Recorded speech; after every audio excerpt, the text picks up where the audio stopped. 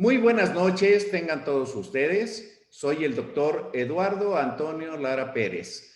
A nombre de la Academia Mexicana de Pediatría y Médicos Unidos, les damos la más cordial bienvenida este viernes 21 de mayo del año 2021, en el que vamos a presentar nuestra 22ª videoconferencia de este año 2021 con el tema Anomalías Vasculares. Este tema va a ser impartido por la doctora Elena Vidaurri de la Cruz, que es dermatóloga pediatra y académica, y voy a decir un pequeño resumen curricular. La doctora Vidaurri es pediatra egresada del Hospital Infantil Federico Gómez, hizo dermatología pediátrica en el Instituto Nacional de Pediatría, es cirujana dermatóloga y dermato-oncóloga egresada del Hospital General de México, dermatóloga pediatra adscrita al Servicio de Pediatría del Hospital General de México Eduardo Lisiaga. Es profesora titular de dermatología de la carrera de médico cirujano de la Facultad de Medicina de la UNAM. Es profesora asociada al curso de especialización en dermatología en el Hospital Regional Licenciado Adolfo López Mateos, investigadora de Ciencias Médicas B de la Comisión Externa de Investigación en Salud de la Coordinación General de los Institutos Nacionales de Salud, Secretaría de Salud. Miembro de la Academia Mexicana de Pediatría, de la Academia Mexicana de Dermatología, de la Sociedad Mexicana de Pediatría, la Sociedad Mexicana de Dermatología, Sociedad Mexicana de Cirugía Dermatológica y Dermato-Oncología, Society for Pediatric Dermatology, Sociedad Latinoamericana de Dermatología Pediátrica, Colegio Ibero-Latinoamericano de Dermatología, Academia Europea de Dermatovenerología, y es expresidenta del Colegio Mexicano de Dermatología Pediátrica. Es un gusto tenerla aquí a la doctora Elena Vidaurri de la Cruz. Adelante, Elena. Muchísimas gracias, doctor Lara, por la invitación que me ha hecho Médicos Unidos para platicar con ustedes el día de hoy sobre anomalías vasculares. Las anomalías vasculares son trastornos relativamente raros, pero todos tendríamos que estar alertas a su presentación, de manera que pudiéramos detectar a estos pacientes oportunamente y derivarlos al área correspondiente. Porque si eso no se hace así, nuestros pacientes se pueden complicar de manera muy importante. Entonces vamos a hablar sobre anomalías vasculares y algunos asuntos interesantes sobre detección y evolución. Vamos a recordar las pautas clínicas y paraclínicas pertinentes para el diagnóstico de las anomalías vasculares en el marco de la clasificación actual de dichas anomalías establecida por la Sociedad Internacional para su estudio.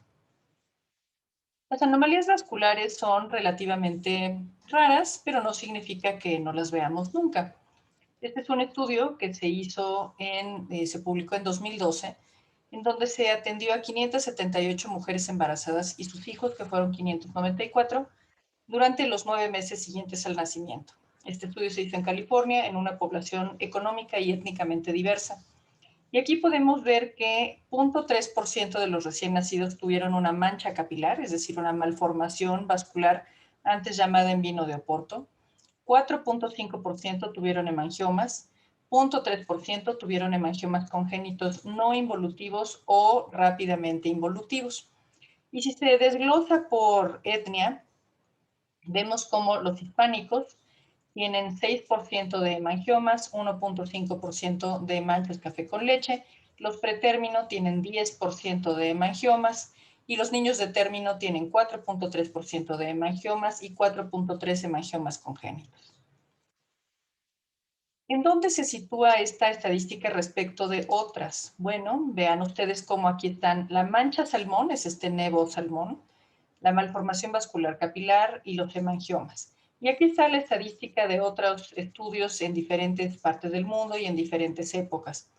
Pero más o menos coinciden en que estas cifras son en menos del 1%, pero si se sigue a los recién nacidos un poco más de tiempo, se puede observar que hasta que el 4.5% presentan hemangiomas.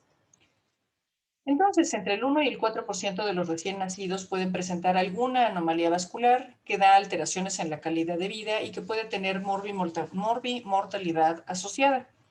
Solo que las anomalías vasculares se han denominado de manera muy diferente a lo largo del tiempo y eso ha hecho que dialogar respecto de su diagnóstico, tratamiento, pronóstico sea difícil. En la medida que adoptemos una nomenclatura uniforme, esto sería mucho más fácil. Entonces, ¿cómo le hacemos? Pues hay que partir de la clínica con la imagenología y en razón de este diagnóstico establecer tratamiento. Cuando es posible tomar biopsia y hacer estudio molecular de manera que el tratamiento sea mucho más preciso. Por ejemplo, este es un chiquito de 1 año con una lesión vascularizada en el brazo de 1 año o año y medio de evolución. Llegó conmigo al año y 8 meses, así que tenía más o menos desde los 2 meses de vida con esta lesión. Esta lesión no fue finalmente una anomalía vascular y esto lo traigo a colación porque el que una lesión sea vascularizada, se presente en un niño pequeño y tenga crecimiento rápido, no significa que sea un hemangioma, aunque este sea el tumor más común en los niños de esta edad. Siempre deberemos considerar que una lesión de crecimiento rápido que aparece en un niño pequeño puede ser un tumor de etiología benigna, donde están incluidos los hemangiomas, o de etiología maligna y por supuesto el pronóstico cambia si el diagnóstico se establece de manera oportuna o de manera tardía. La clasificación de las anomalías vasculares establecida por la ISVA se publicó en Pediatrics en una de sus versiones más recientes, en el 2015, y se revisó nuevamente en 2018. En esta clasificación están los tumores vasculares y las malformaciones vasculares. Y recientemente, la semana pasada, hubo una reunión de controversias en relación con anomalías vasculares y hay algunas que tienen un componente de proliferación, es decir, son tumores, pero tienen un componente de malformación. Sea que empecemos por la malformación y luego prolifere o que empecemos por la proliferación y se asocia a una malformación. Entonces hay un grupo de padecimientos que son menos comunes que la mayoría y que requieren una definición mucho más fina más adelante. En relación con los tumores vasculares están los benignos y aquí el más común es el hemangioma infantil, los que tienen comportamiento local agresivo o limítrofe y aquí está por ejemplo el hemangioendotelioma caposiforme y los que son francamente malignos como el angiosarcoma. De las malformaciones vasculares están las simples, es decir, que tienen solo un componente vascular, capilar, linfático, venoso, arteriovenoso. Las combinadas que mezclan varios de estos tipos y aquí puede ser una combinación muy diferente, muy diversa. Aquellas que son de los vasos nominados, es decir, de vasos muy grandes. Aquellas que se acompañan de anomalías múltiples como los trastornos de sobrecrecimiento, o los que tienen un componente del ectodermo mucho más importante como Proteus y los de PIK3CA, que ven ustedes aquí al lado. Y estos son los genes que se han encontrado alterados en cada una de estas anomalías. Los tumores vasculares benignos, decíamos que el más común es el hemangioma infantil, están también los hemangiomas congénitos rápidamente involutivo, no involutivo y parcialmente involutivo, el angioma en penacho que puede aparecer en diferentes edades, los tumores localmente agresivos como el hemangioendotelioma caposiforme y el angiosarcoma dentro de los malignos. Y aquí están los que se acompañan de fenómeno de Casa-Bach-Merritt, que es una de las coagulopatías más comunes. Vean como Rich, angioma en penacho, hemangioendotelioma caposiforme, pueden cursar con Casa-Bach-Merritt. ¿Cómo se puede distribuir un tumor vascular benigno, léase un hemangioma? Bueno, puede ser único, multifocal, segmentario o de muchas de estas combinaciones. Los hay superficiales, es decir, que parece que están sobre la piel, los profundos que están por debajo de la piel, los que tienen un componente mixto y los que tienen diferentes comportamientos clínicos. Y hay dos síndromes que orientan a que el hemangioma es solamente una de las pistas de un trastorno del desarrollo mucho más importante. Y son fase y lumbar o sacral o pelvis. FASE es un acrónimo que incluye trastornos de la fosa posterior, trastornos arteriales, cardiovasculares, del ojo, del esternón y del rafe supraumbilical. Y se acompaña de un hemangioma particularmente particularmente en la cabeza, y puede incluir parte del cuello. Estos hemangiomas entonces señalan que hubo todo un trastorno de campo de desarrollo con alteraciones en la fusión de estructuras de la línea media anterior en el segmento superior. Y lumbar o sacral o pelvis refleja que hay un trastorno en la migración de estas estructuras que deben cerrar hacia la línea media, pero en el segmento inferior. Y aquí hay malformaciones urogenitales, ulceraciones, mielopatía, alteraciones óseas, malformaciones anorrectales de las arterias del segmento de la mitad inferior del cuerpo y alteraciones renales. Ahora, ¿qué se hace con un paciente que tengo una lesión que sospecho que es una anomalía vascular? Bueno, como cualquier otro padecimiento, historia clínica, exploración física. Se le deben hacer una serie de exámenes de escrutinio porque algunos se acompañan de coagulopatía. Y el estudio más sencillo de imagen que me permite distinguir el tipo de flujo que tiene y por lo tanto si es capilar arterial venoso o linfático, o bien si se trata de otra lesión sólida pero muy vascularizada, es el ultrasonido.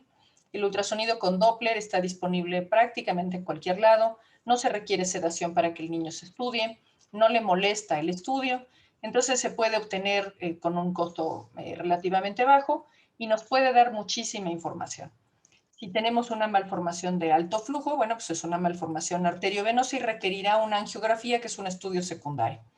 Si tiene bajo flujo o flujo lento y tiene septos, puede tratarse de una malformación linfática, macroquística, microquística o bien venosa, si se corrobora el flujo, y seguramente requerirá una resonancia, pero no necesariamente una angiografía. Eso depende de lo que encontremos. Una vez que hemos corroborado que se trata de una malformación vascular, lo adecuado sería realizar pruebas genéticas que no están disponibles en todas partes. Y si no es claro el diagnóstico a pesar de estos estudios de imagen, bueno, habrá que tomar una biopsia con todas las precauciones pertinentes, en virtud de que esta es una lesión muy vascularizada. Entonces vamos a ver algunos casos clínicos. Este es un chiquito de término de 39 semanas, producto del segundo embarazo y obtenido por parto, y a los 3 días de vida se detecta esta dermatosis en la mejilla izquierda con crecimiento progresivo. El niño está completamente sano. Este es un hemangioma, es el tumor más frecuente en la infancia, obedece a una proliferación de células endoteliales que marcan de manera positiva para CD34 y CD133. Ocurre entre el 4 y el 13% de los menores de un año, un tercio están presentes al nacimiento y el resto aparece durante el primer mes. 12% requieren tratamiento. ¿Cuáles? Los que se encuentran cerca de orificios naturales o aquellos que durante el crecimiento pueden obstruir la función de un órgano aun cuando no comprometan la vida. También aquellos que están ulcerándose, creciendo muy rápidamente, que tienen infección secundaria. El diagnóstico diferencial es muy importante. Si se trata de una única lesión, puede tratarse de otros trastornos, incluso tumores malignos. Si son lesiones múltiples, también hay que considerar, por ejemplo, histiocytosis. Y si son lesiones superficiales, puede tratarse de otro tipo de lesión vascular. Al inicio puede presentarse una lesión precursora, es decir, una mancha, no es hipopigmentada, es una mancha clara, pero es anémica, es decir, de vasoconstricción, y sobre ella algunas telangiectasias. Esta es otra lesión que es vasoconstreñida en la periferia y con algunas telangiectasias en la superficie. Y esto ocurre hasta en la mitad de los hemangiomas. Este es un hemangioma superficial, parece una fresa incrustada en la piel, por eso antes se llamaba hemangioma en fresa. Este es un hemangioma profundo, que antes se llamaba cavernoso, y esa no es una denominación adecuada. Y este es un hemangioma con un componente mixto, es decir, superficial y profundo. Los hemangiomas cursan con una fase proliferativa que dura 6 a 10 meses. Este es el periodo en el que más riesgo se corre de que se ulceren o se infecten. Y después de esto, involucionan por sí solos, aunque yo no les haga nada o aunque el médico tratante no les dé tratamiento. Entonces, por eso es importante distinguir cuáles requieren tratamiento y cuáles no. Este es el único fenotipo que califica para llamarse hemangioma. Los patólogos con frecuencia devuelven una biopsia en un paciente adulto de 65 años con una lesión vascular como hemangioma. Eso no es un hemangioma, es cualquier otra cosa. Hemangioma es únicamente este tumor que es benigno, que aparece en el niño de algunos meses de vida, a veces aparece al nacimiento, a veces al mes, a veces en los primeros 3 meses. prolifera durante 6 a 10 meses y luego involuciona por sí mismo a partir de los 8 meses al año de edad. Y esta involución es muy lenta sin tratamiento y es completa alrededor de los 8 o 10 años. ¿Cómo se puede complicar un hemangioma? Bueno, 5 al 10% se ulceran, se infectan, la hemorragia puede ser importante y si el hemangioma es de suficiente tamaño puede comprometer el gasto cardíaco. Las otras complicaciones son en las que se obstruye la visión, la vía aérea o es tan voluminoso el hemangioma que es difícil manejar. El pronóstico entonces es que regrese de manera total o subtotal en un 10% de su propio volumen cada año y 20% pueden quedar con piel redundante que puede corregirse de manera secundaria, una vez que el segmento del niño alcance el tamaño adulto. A menos que sea verdaderamente excesivo el tejido, vale la pena quitarlo antes porque el niño va a crecer. Y vean cómo las áreas que se pueden infectar o que pueden ulcerarse son sobre todo periorificiales. Esta es una buena ruta de diagnóstico y tratamiento para saber si el hemangioma lo debe atender el pediatra o lo debe atender el dermatólogo pediatra o mejor aún una clínica de anomalías vasculares que se encuentra en algunos hospitales. Entonces, lo primero que hay que saber es si hay riesgo vital, funcional. Eh,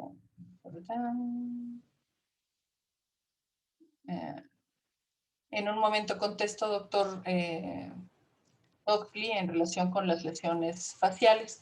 Los angiomas Rubí son de los adultos, su único tratamiento es cosmético, no se requiere hacer ninguna otra cosa más y son tan chiquitos que a veces al electrofulgurarlos se pierde la lesión, pues si la lesión es única, es voluminosa y demás, entonces no es un angioma Rubí. Puede ser incluso una metástasis cutánea, por ejemplo, de un carcinoma de células claras del riñón. Entonces, si son múltiples y puntiformes, no tienen ninguna trascendencia, el único asunto es cosmético.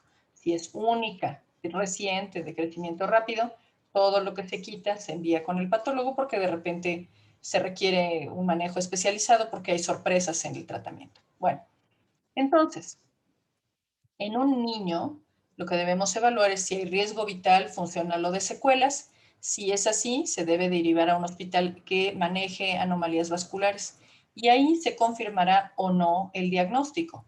Si no compromete la vida, la función ni se estiman complicaciones, probablemente lo pueda seguir el pediatra.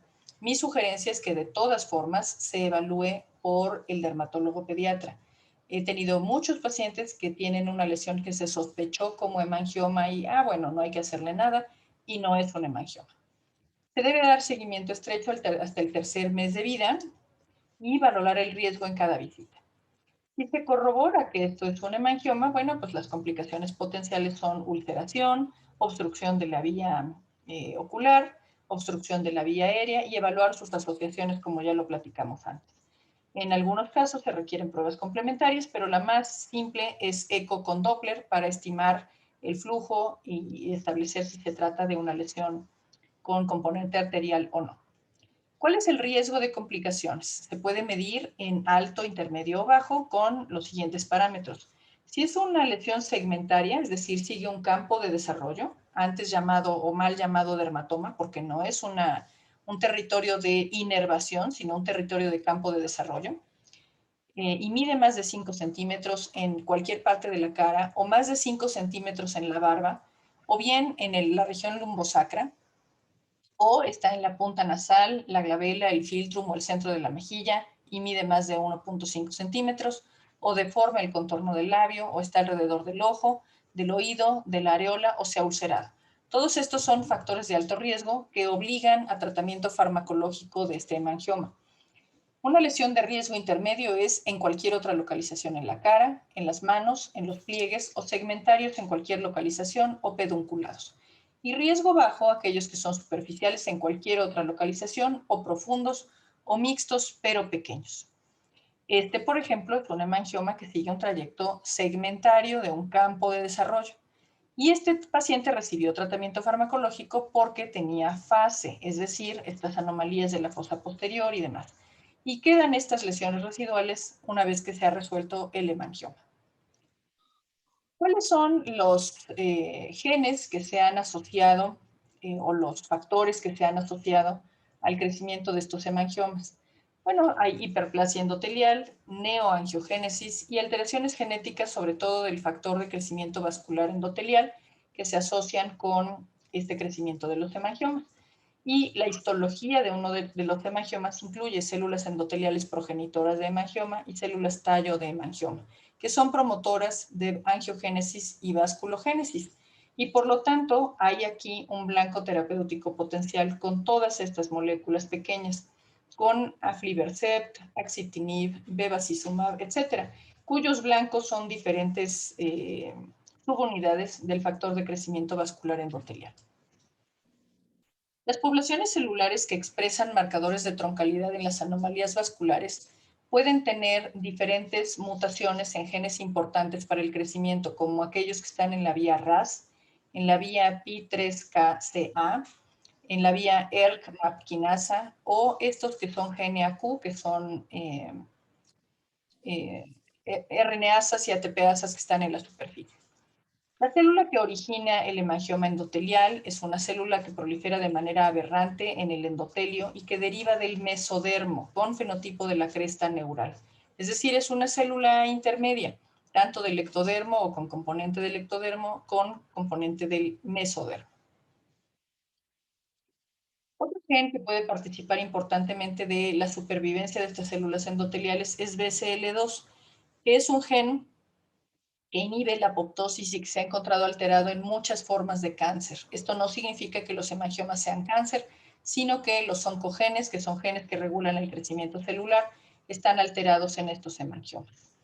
Y, perdón aquí por la diapositiva, la vía JAK, JAK-STAT, que es una vía de crecimiento intracelular que regula mecanismos tan importantes como la supervivencia, la migración y la formación de tubos, por ejemplo, de angiogénesis, se puede inhibir con moléculas nuevas, moléculas que están saliendo al mercado con muchos objetivos, se llaman inhibidores JAK-STAT. Hasta el momento se han dirigido sobre todo para dermatitis atópica y artritis reumatoide y probablemente en el futuro también se puedan dirigir para el tratamiento de estos hemangiomas. Otra molécula muy importante es el receptor de angiotensina. Durante los últimos 14 meses hemos oído hablar muchísimo del receptor de angiotensina porque es el blanco en el que se une la proteína spike del coronavirus. Pero este receptor de angiotensina también interactúa con esta vía RAS, que es una vía de crecimiento celular muy importante, y también está alterada tanto en los hemangiomas como en los granulomas telangiectásicos como en las malformaciones venosas. Los hemangiomas congénitos son un grupo particular de hemangiomas. Estos están o completamente desarrollados o bien completamente involucionados para el momento del nacimiento. Y se clasifican en tres, son los no involutivos, los rápidamente involutivos y los parcialmente involutivos. Y vean ustedes cómo en algunos se encuentran mutaciones en GNAQ, que también puede estar alterado en los melanomas uveales. Esto no significa que un hemangioma lleve al otro riesgo, sino que estos genes son muy importantes en el crecimiento. ¿Qué se hace entonces con un hemangioma? Se debe individualizar el manejo farmacológico de acuerdo con los riesgos de los que ya platicamos antes, y las posibilidades son solamente vigilancia, que no es no le estoy haciendo nada. Ahí el agente terapéutico es el médico y él es el que estima, él o ella, si nuestro hemangioma puede evolucionar por sí solo o bien si requiere medicamentos y anticipar los riesgos. El tratamiento se debe dar siempre que una lesión sea potencialmente mortal o que ponga en riesgo alguna función, o bien si hay dolor o ausencia de respuesta al tratamiento tópico para las úlceras o hay cicatrización anormal. El tratamiento aquí es con propranolol, se debe dar a 1 miligramo kilo día y aumentar hasta 3 miligramos kilo día, elevando la dosis en 1 miligramo kilo cada semana. En fase se debe empezar con una dosis más pequeña y aumentarla más lentamente. El hemangioma intracraneano también mejora con el tratamiento y se requiere evaluación cardiológica en estos casos. En esta ruta crítica vemos cómo se inicia con propranolol. Si hay una evaluación pediátrica genérica que no demuestra una cardiopatía, no se requiere una consulta con el cardiólogo ni un ecocardiograma. Si se encuentra alguna alteración cardiovascular, sí se requiere seguimiento por el cardiólogo. Y vean cómo se va ajustando la dosis de manera paulatina hasta los 6 meses. Y a partir de ahí, es decir, aumentando la dosis de manera progresiva. y se debe seguir ajustando la dosis en razón de la ganancia ponderal de este niño. ¿Cuánto tiempo se debe mantener el tratamiento? Al menos durante 6 meses, pero hay niños que lo requieren incluso hasta los 3 o 4 años. Entonces, esta es una lesión pequeña, pero está en el centro de la mejilla y por lo tanto requiere tratamiento con propranolol. Le dimos tratamiento durante 6 meses y se resolvió por completo. Estos son otros niños que tienen hemangiomas multifocales y que requieren también tratamiento con propranolol. Y esta es una nena con fase porque tenía un hemangioma que sigue un campo de desarrollo y que se acompañaba además de anomalías en la fosa posterior. Este es un niño con sacral o pelvis o lumbar, que vean ustedes cómo tiene una alteración ósea en el sacro, cómo tiene todo este hemangioma y una malformación genital y anorrectal muy importante. Este es otro niño, un chiquito de 1 mes de vida que me refirieron después de una estancia en la UFIN durante 16 días. Tenía miocardiopatía hipertrófica y cursó con diferentes padecimientos que pueden acompañar la prematurez. Esta es la foto que le tomaron cuando nació. Tenía una lesión en la piel cabelluda, en la región occipital, con alopecia importante. Les pedí que lo enviaran a seguimiento de la consulta una vez que egresara de la UCIN, y aquí había que considerar diferentes diagnósticos. Uno, una anomalía vascular como un hemangioma congénito, una malformación vascular, tumores de los tejidos blandos, como ya lo hemos señalado hace un momento, y otros tumores, incluso leucemia cutis o neuroblastoma. Para eso es importante la historia clínica, la exploración, los estudios de imagen y la histología en su caso. Cuando este niño nació y egresó finalmente de la UCIN, me lo enviaron 1 mes después y vean cómo esta lesión ha involucionado sin que se le haya dado ningún tratamiento específico. Esta es la diferencia con 1 mes de tiempo. Y entonces el diagnóstico que podemos establecer es de un hemangioma congénito rápidamente involutivo. El ultrasonido de esta lesión muestra estos vasos con flujos turbulentos y esto sugiere un hemangioma. En esta clasificación de la ISBA se entra en los tumores vasculares benignos. Aquí está rápidamente involutivo, no involutivo y parcialmente involutivo.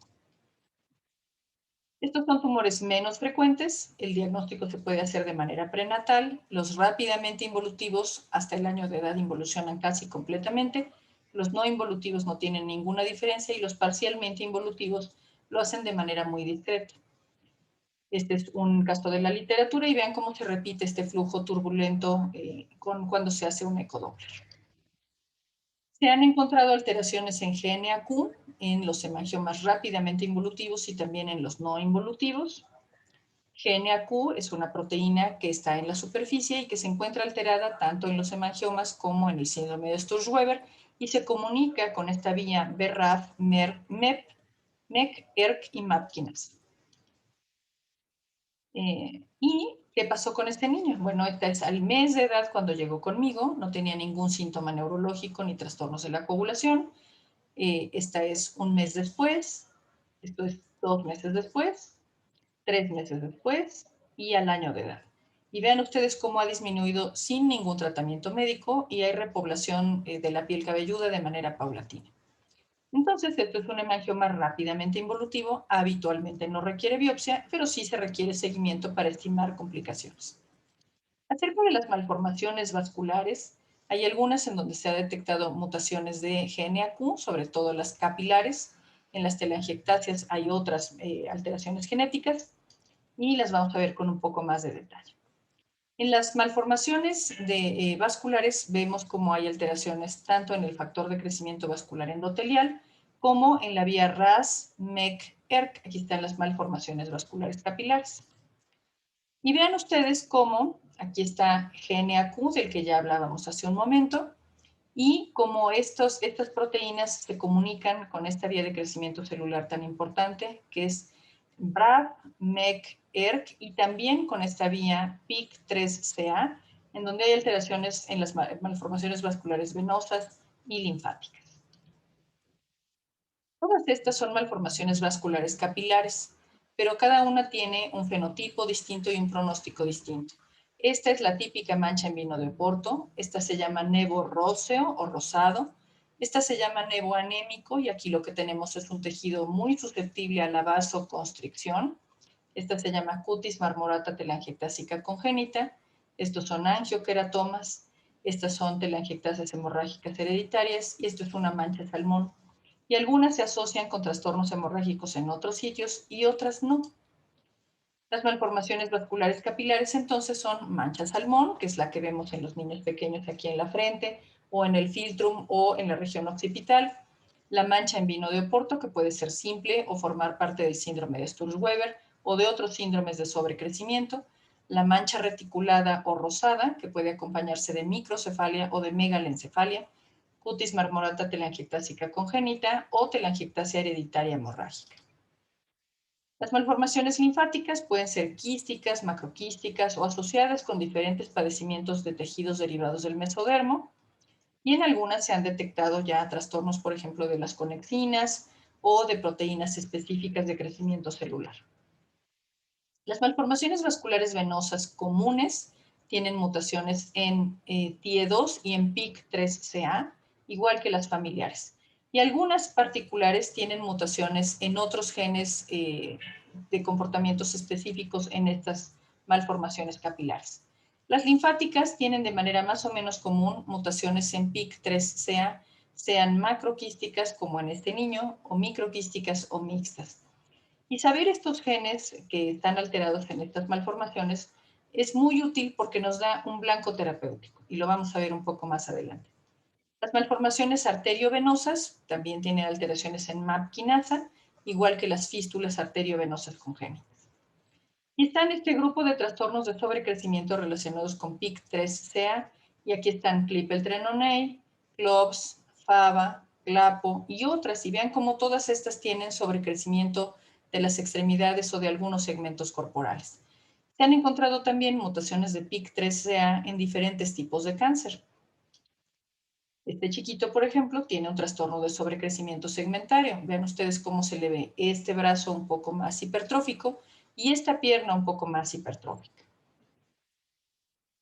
Estos trastornos se relacionan con vías de crecimiento muy importantes. Aquí está AKT y aquí confluyen, por ejemplo, las vías que llevan a esclerosis tuberosa, y por acá tenemos PTEN y otras proteínas que son muy importantes para el control del crecimiento celular. Nuevamente, la vía RAS-MAP-ERK, que está alterada en prácticamente todas estas lesiones, tiene diferentes blancos terapéuticos. Por ejemplo, talidomida, lenalidomida, son tratamientos que pueden aplicarse para aquellos en donde se encuentren alteraciones del factor de crecimiento vascular endotelial. Y rapamicina y everolimus, que se utilizan para manejar el rechazo de injertos de órganos, por ejemplo, trasplante renal, se utiliza también para manejar estos padecimientos y disminuye importantemente el crecimiento, sobre todo en aquellas que tienen alteraciones linfáticas. Entonces vemos cómo hay diferentes moléculas pequeñas que están ya en uso, algunas, que se pueden utilizar para estas malformaciones vasculares. Y esto cambia el pronóstico. En lugar de decirle a nuestros pacientes, pues no hay nada que hacerle más que usar medias compresivas o requiere una cirugía muy extensa o mutilante, le podemos ofrecer tratamiento médico con excelentes respuestas.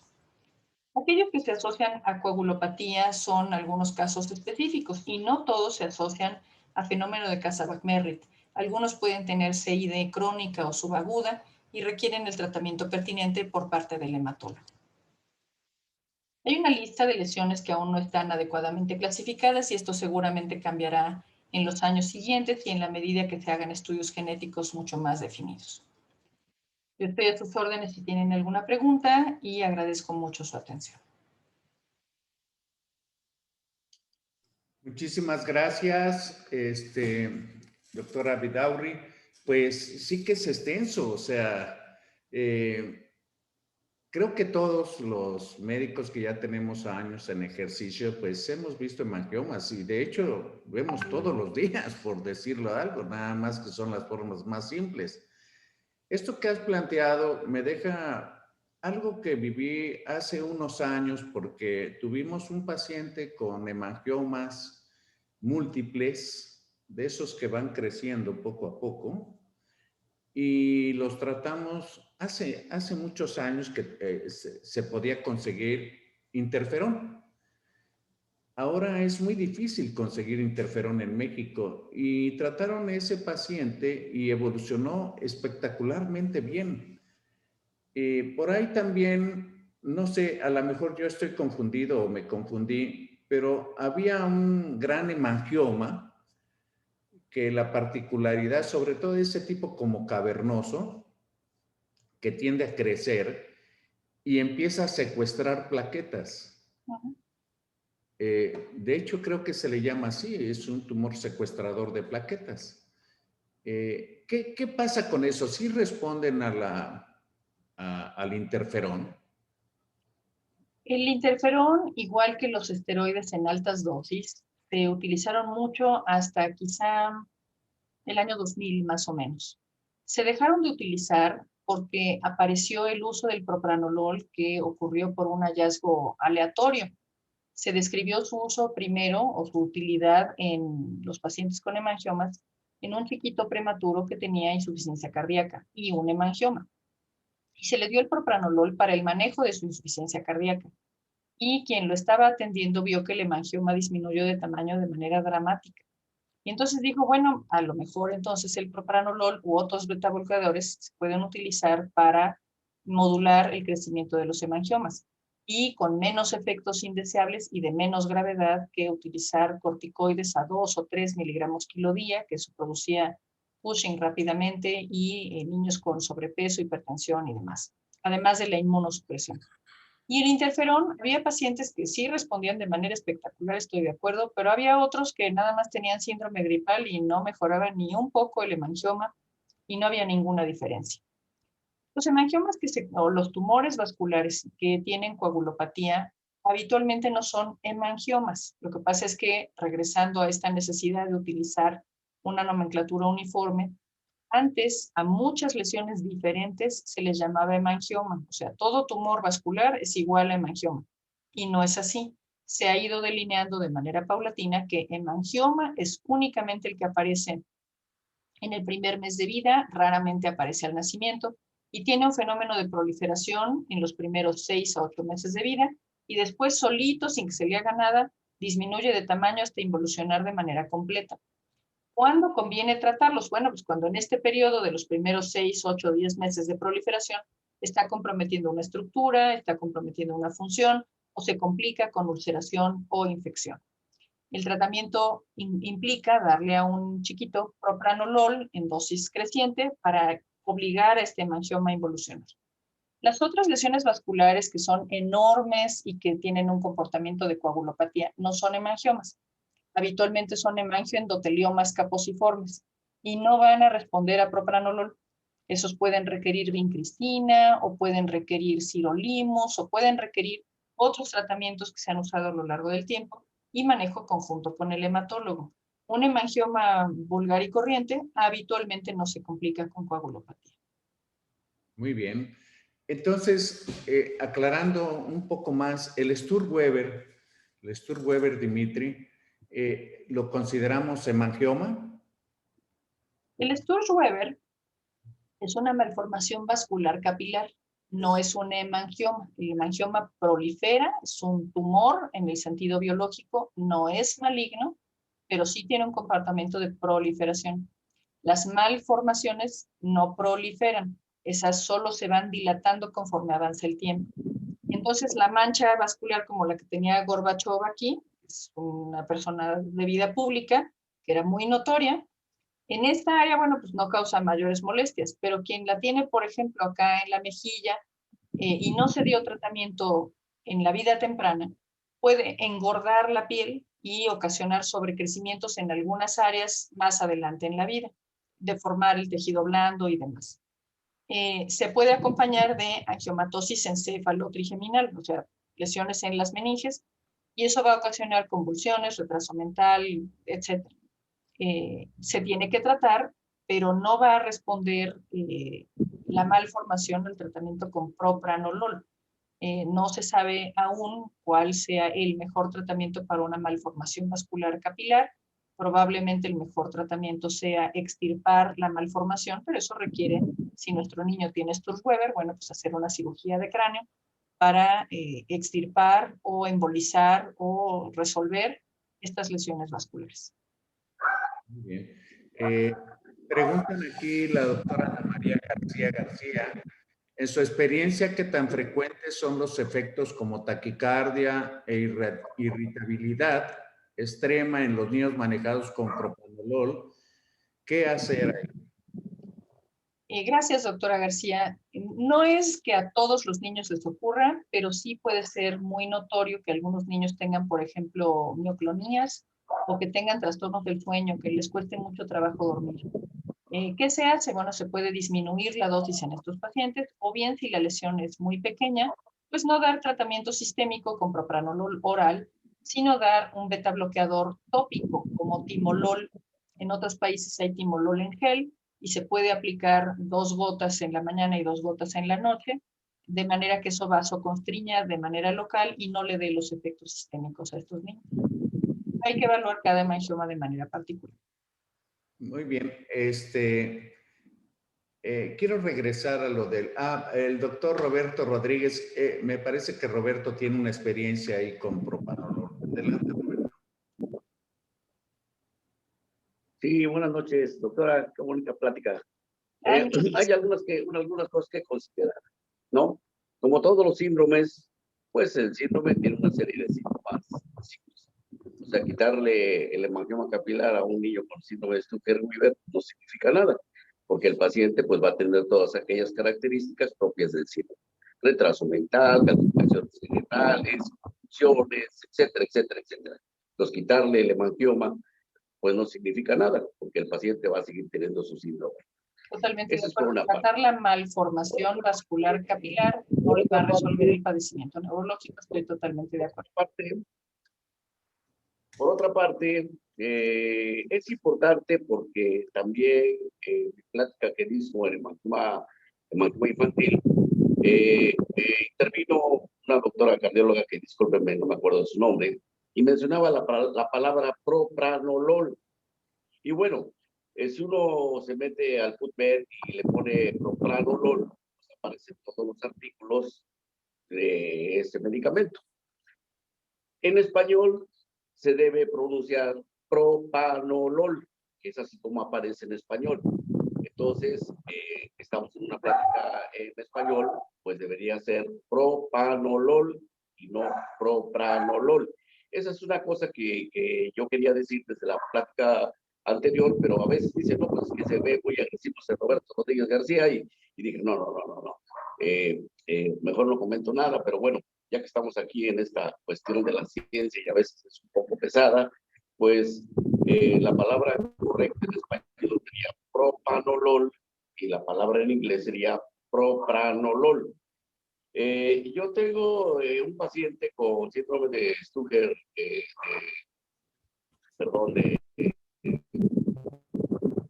síndrome donde tienen los hemangiomas en todo el cuerpo. Y ese paciente, sus piernitas eran normales. Bueno, son normales todavía. El paciente, inicialmente yo lo vi del Klippel-Trenaunay, si lo pronuncio en español.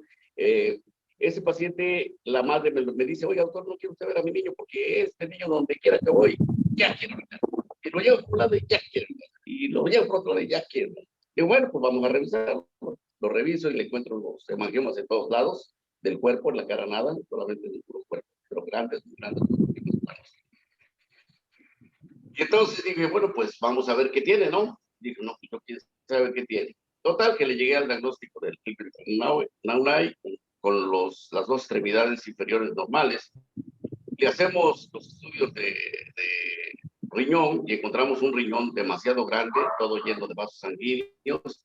Le hicimos todos los estudios, ultrasonido, gamografía, todo lo que tenía que hacerse en ese niño.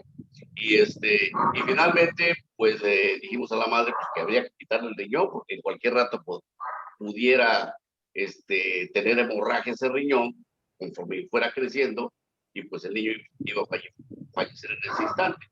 Y ahorita parece, próxima cirugía en el hospital de Villahermosa, Nito Padrón, para quitarle su riñón que realmente está lleno de más sanguíneos y cada vez crece más. Y entonces tiene ese riesgo, ¿no? Y entonces, bueno, otra cosa que quería comentar, y necesitamos la experiencia mexicana, es que muchos de los genes ya se pueden encontrar aquí en nuestro país. El único problema, pues, es que hay que pagarlos. Y para pagarlos está el Genos Médica. En el Genos Médica le hacen a uno todo tipo de estudios genéticos, nada más es cuestión de pedirlos y pagarlos, ¿no? Porque pues, son... Se fue tu sonido, Roberto. Roberto, no te oyes, se fue tu sonido. No sé si se escucha, sigo hablando o ya no me cambio. Ahora sí. Bueno, entonces necesitamos que nosotros, los pediatras y el resto de los doctores, los resto de médicos, pues empecemos a tener la experiencia de mutaciones mexicanas en los niños con las diferentes enfermedades y con los diferentes síndromes. Y está Genos Médica, ¿no? Yo no porque le quiera hacer promoción a Genos Médica, sino que ya tengo yo la experiencia de varios pacientes que hemos estado tratando de hacer las mutaciones nuevas. De hecho, en el Boletín Médico del Hospital Infantil de México y en el Acta Pediátrica de México acaban de publicar algunos artículos donde hay mutaciones mexicanas que son diferentes a las mutaciones publicadas internacionalmente. Entonces, tenemos ya esa situación de poder hacer estudios moleculares a los niños con las diferentes enfermedades en México, en Genos Médica. Perfecto. Y bueno, pues es mi comentario. Yo agradezco pláticas, muy bonita, muy interesante. Gracias. Gracias, Roberto, por tu comentario. Pues están las felicitaciones. Felicitan a la doctora Elena Vidaurri, su excelente plática. El doctor Chuck también la felicita. ¿Quieres la palabra, Jorge? ¿Yo? No, nada más pues me gustó mucho la plática que presentó Elena. Hubo algunas situaciones que yo tenía algunas dudas y bueno, se me aclararon perfectamente. Pero no, bastante interesante. O sea, siempre, yo recuerdo cuando empecé la residencia, bueno, pues obviamente en este caso en pediatría, me acuerdo que durante un mes había uno de mis maestros que 1 hora al día nos pasaba diapositivas en aquel tiempo, en el carrusel famoso aquel que ya, pues ya no se usa, de problemas dermatológicos de niños. Así que, claro, se hacía el diagnóstico de verlos nada más, ¿verdad? A lo que me refiero es que no eran casos así complicados y nosotros decíamos, oye, pues nosotros no nos metimos a derma, no nos metimos a pediatría, pero me acuerdo que nos decía, es que de esto van a ver mucho en su consulta, van a ver muchos problemas de niños con problemas de piel, ¿verdad? Y fue de mucha utilidad. Todo un mes, 1 hora diaria, nos pasaba diferentes fotografías de niños con problemas en la piel. Y pues pasó el tiempo, terminamos, bueno, ya nos dedicamos ya al ejercicio profesional ya propiamente, y efectivamente los problemas dermatológicos de niños es causa frecuente de consulta, ¿verdad? Unos pues son muy sencillos, que no tienen mayor problema, y hay otros que sí son ya mucho más complicados, que es donde dice uno, pues, esto va con él o la dermatóloga pediatra, ¿no? Porque pues ya se sale del contexto de cómo los podríamos en todo caso manejar. Ahora, esta subespecialidad, al menos desde mi punto de vista, pues ha crecido, porque antes mandábamos a dermatólogos de adultos, ¿verdad? O sea, para que nos echaran la mano ahí, pero nos dábamos cuenta también que desde el trato al niño hasta la forma de diagnosticar y hacerlas es muy diferente, ¿no? Entonces, híjole, bueno, teníamos un problema ahí serio. Afortunadamente ahora veo cada vez hay más dermatólogos pediatras. Aquí, pues nosotros en Guadalajara, bueno, yo en lo personal, todos los casos de dermatología pediátrica, que veo que ya hay conflictos, se los envío a una egresada de nuestra universidad, la doctora Julieta Osuna, muy buena, excelente, inclusive le hemos invitado al grupo de pediatría que yo coordino aquí en Guadalajara, que somos como 45 a dar pláticas, y no, es excelente ella, obviamente pues Elena la debe conocer muy bien, y eso pues es un apoyo importantísimo, ¿no?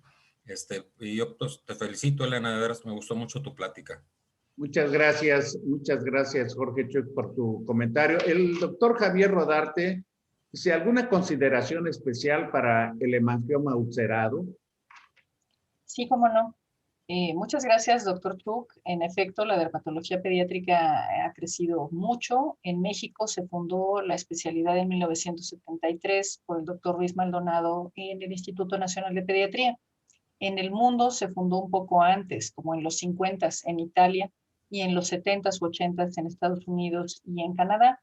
Y hay muchos sitios en el mundo donde se forman excelentes dermatólogos pediatras. Tiene usted toda la razón. El trato al niño y el abordaje sistémico que hace el pediatra es completamente diferente del que hace el dermatólogo, que desafortunadamente no en todos los casos es internista completo. El criterio para ser dermatólogo es 1 año de medicina interna y 3 de dermatología, que es diferente del criterio para ser dermatólogo pediatra, que exige pediatría completa y 3 años de dermatología pediátrica.